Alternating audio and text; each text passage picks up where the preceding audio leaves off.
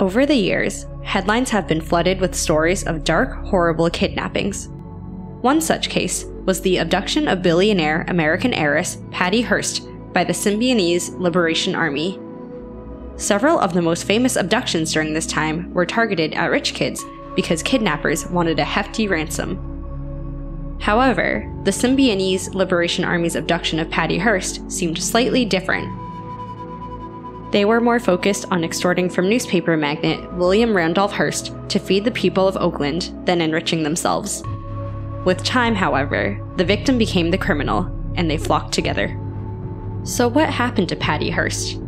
What was the reason for her having what seemed like a lighter sentence and the support of 2 presidents?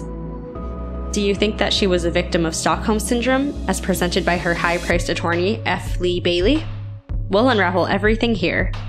But before we do, please kindly subscribe and turn on the notification bell for the next true crime and horror video that will make your heart whoosh. Let's dive right in, shall we? On February 4th, 1974, Patty Hearst was abducted in her apartment on Benvenue Street in Berkeley, California, by a band of domestic terrorists. The armed strangers had their guns drawn and beat up Hearst's fiancé before they grabbed the blindfolded teen, threw her in the car's trunk, and drove off. Thus began one of the most famous cases in U.S. history.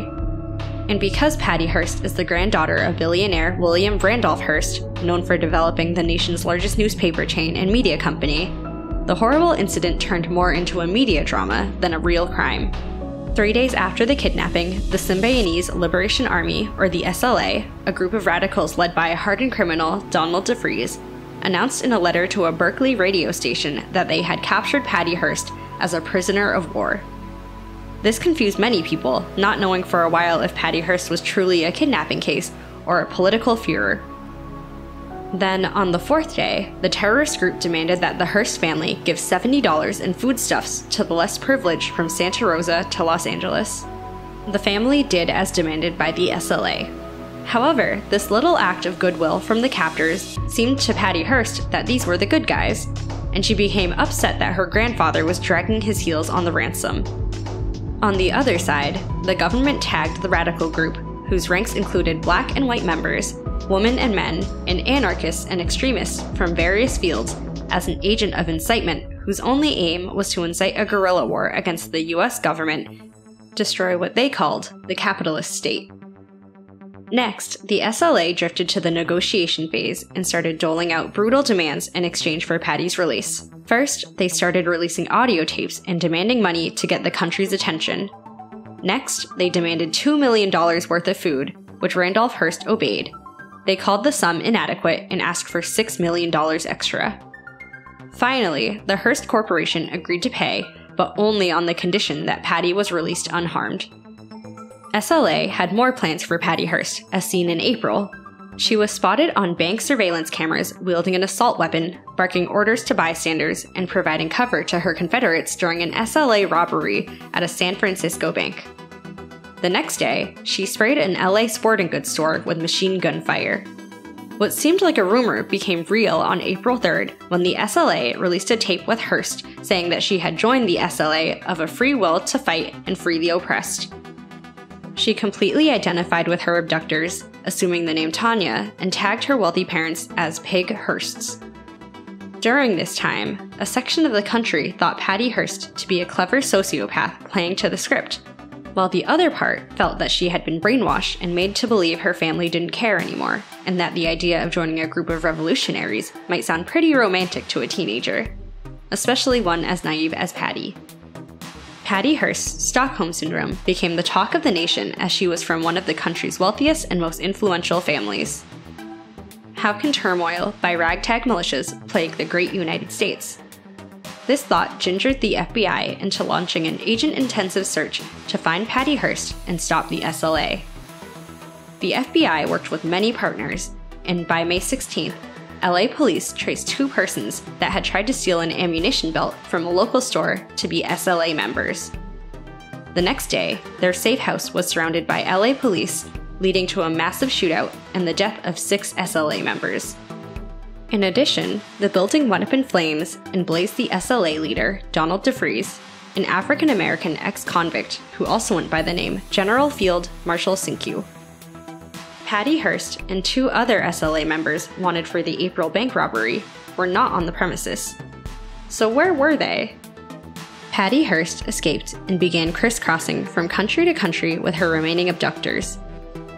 Finally, luck ran against her on September 18, 1975, and she was captured in her San Francisco apartment. Despite her claims of being brainwashed by the gang, the law took its course and she was charged with bank robbery and other crimes. On March 20, 1976, she was convicted and sentenced to 7 years. She served 21 months before President Carter commuted her sentence and was later pardoned by President Clinton in January 2001. Now to the big question. What was the reason for Patty Hearst having what seemed like a lighter sentence and the support of 2 presidents? Former President Jimmy Carter commuted Patty Hearst to a 7-year jail term, and she served only 21 months because her frolicking with the urban guerrilla group resulted from the degrading experience that she had suffered as a victim of the SLA. President Carter believed Patty Hearst was more harshly treated in the courts than most defendants because of her notoriety and her family's wealth. Thus, he petitioned Bill Clinton through the Justice Department. "She has been a model citizen in every way," Mr. Carter said, and then raised the case with the Attorney General, Janet Reno, and the Vice President, Al Gore. Several of Carter's administration officials pushed for the pardon, including the former Attorney General, Griffin Bell, as well as California's former governor, Ronald Reagan, on the notion that she had been imprisoned because of her family's wealth and sexually abused, beaten, and threatened over and over again with death. However, only a few Justice Department prosecutors who were irritated when Carter commuted Patty Hearst's sentence opposed a pardon. One of them was David Bancroft, as a prosecution source would later reveal. Bancroft, a former San Francisco attorney who played a key role as the federal prosecutor of Patty Hearst in convicting her of her 1974 bank robbery, wrote an open letter to the Justice Department opposing a pardon. Her notion of having been a victim has been rejected by a jury and several judges on appeal, Bancroft said. In a recent interview on how American political culture in the 1970s influenced groups like the SLA, Jeffrey Toobin called the presidential actions on Hearst's behalf an example of wealth and privilege in action. He says, "The fact that she got these 2 presidential gestures of forgiveness is the purest example of privilege on display that I have ever seen in the criminal justice system." After Patty Hearst gained complete freedom in 2001, Carter said in his congratulatory message, "The fact is, she deserves the pardon. Her oldest daughter has just entered college, and all this time, Patty has not been able to vote. She's not been a full-fledged American citizen, and I think she's one special case." After being released from prison, Patty Hearst married Bernard Shaw, the Hearst Corporation's security director and bodyguard. Do you agree that Patty Hearst was more harshly treated in the courts than most defendants because of her notoriety and her family wealth? Or do you think she got a soft landing because of her family's wealth? Do tell us in the comment section below. Remember to subscribe and hit the notification bell so you'll be the first to know when another video drops. Thank you for watching!